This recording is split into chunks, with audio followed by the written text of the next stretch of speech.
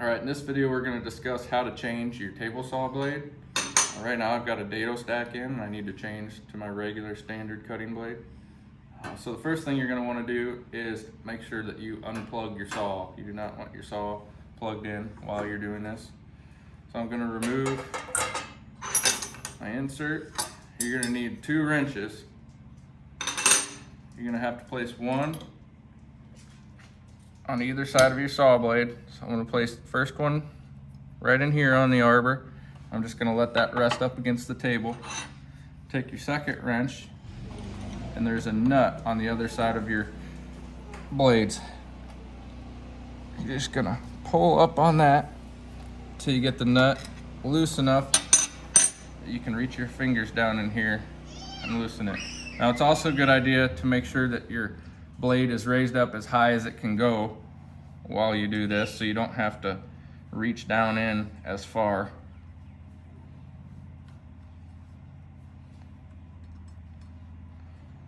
I'm not taking my own advice here. This blade is a little bit lower than it could be. So get the nut off. Then there's also a washer that slides up against the blades. Take that off as well. Then you're gonna start sliding. I have a Dado stack, so you're gonna have to slide all these individual blades and chippers off.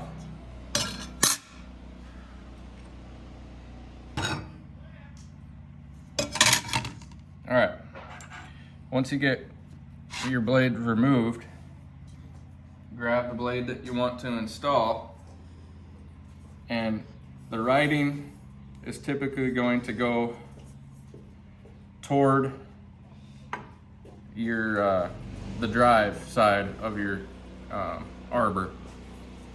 So you're going to want the writing to go this direction. So slide your blade in.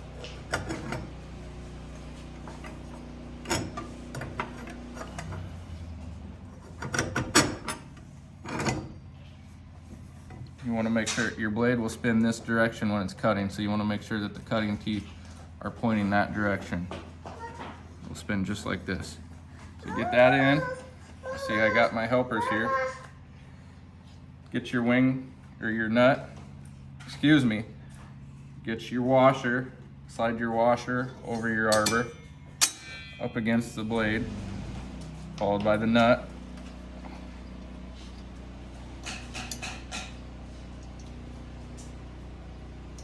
Get the nut started. You can pretty much hand tighten it all the way up to the blade. Then all you got to do